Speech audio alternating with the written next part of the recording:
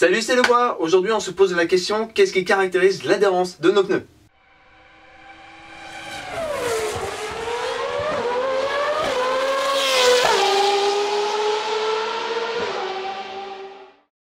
On va effectivement se poser la question, qu'est-ce qui d'un point de vue physique détermine le niveau d'adhérence de notre pneu?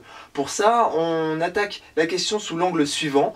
On a un pneu et on se pose la question, quelle est la force latérale que je dois appliquer sur mon pneu pour que celui-ci dérape, perde l'adhérence? Ça va évidemment déterminer le niveau maximal d'adhérence de notre pneu. Cette force nécessaire, en fait, elle est déterminée assez simplement par l'équation qui est ici. C'est simplement le produit de la force normale, c'est-à-dire le poids qu'on a sur notre pneu, fois le coefficient d'adhérence. Alors en fait c'est assez intuitif, prenez une boîte, posez-la sur une table, si la boîte est vide c'est assez facile de la pousser. Maintenant mettez 3 packs d'eau dedans, vous allez voir que vous aurez déjà plus de mal à la pousser. Donc ça c'est simplement notre facteur N, plus on a de poids, plus on a d'adhérence. Maintenant le deuxième facteur, le coefficient d'adhérence, eh bien c'est simple, reprenez votre boîte, sous cette boîte vous mettez de la colle, reposez-la sur la table et peu importe le poids, vous aurez une boîte qui sera plus difficile à pousser parce que vous avez un revêtement adhésif. Vous avez là augmenté le coefficient d'adhérence.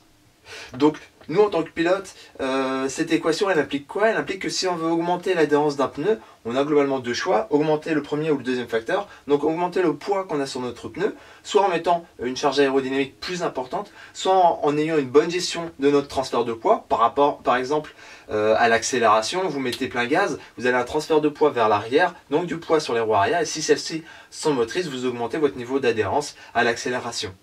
On peut aussi donc augmenter le coefficient d'adhérence. Pour ça, plusieurs solutions. Optimisation des pressions, optimisation des températures, gomme plus tendre, éventuellement pneus plus larges, mais ça en général, on n'a pas les moyens de les changer. Donc ce principe, il est assez intéressant à connaître pour nous, pilotes, mais il y en a un autre qui est encore plus important, c'est ce qu'on appelle la sensibilité du pneu à la charge ou au poids.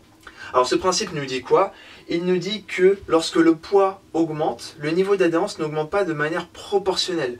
Vous voyez ici le poids en vert et le niveau d'adhérence en rouge. En même temps que le poids augmente, l'adhérence, elle, augmente mais de moins en moins.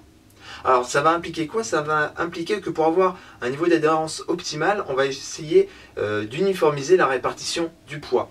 Par exemple, imaginons, prenons un train, le train avant. Si le poids par exemple en ligne droite est bien réparti, vous avez autant de poids à l'intérieur qu'à l'extérieur, donc 50-50, et bien votre niveau d'adhérence c'est 50 points pour chaque pneu, vous avez un total de 100 points sur votre axe. Maintenant imaginons que vous soyez en virage, vous tournez, vous avez un transfert de poids vers l'extérieur, donc l'extérieur va être plus chargé, par exemple 60%, vous n'allez avoir qu'une augmentation de 5 points d'adhérence, vous êtes à 55. À l'intérieur, vous avez 40% du poids, vous êtes à 40 points d'adhérence. Donc vous avez 95 points d'adhérence alors que vous en aviez 100 dans la ligne droite. C'est ce qui explique que notamment en virage, on évite d'avoir du transfert de poids en ayant des suspensions par exemple plus rigides. À l'accélération, comme je vous l'ai dit, si vos roues arrière sont motrices, eh bien tant qu'à faire, autant mettre le maximum de grip dessus et donc avoir le maximum de transfert de poids dessus. Même si voilà, votre niveau d'adhérence globale va un petit peu diminuer, vu que vous n'avez pas besoin des points d'adhérence sur l'avant, c'est pas grave. Par contre au freinage, inversement, vous allez plutôt chercher à éviter d'avoir tout votre poids sur l'avant, parce qu'au freinage on utilise les 4 roues, et donc là vous baissez votre niveau global d'adhérence, donc votre capacité de freinage maximale. Voilà, cette vidéo est terminée, j'espère qu'elle vous aura plu, j'espère qu'elle aura été claire. N'hésitez pas à poser vos questions en commentaire si vous en avez.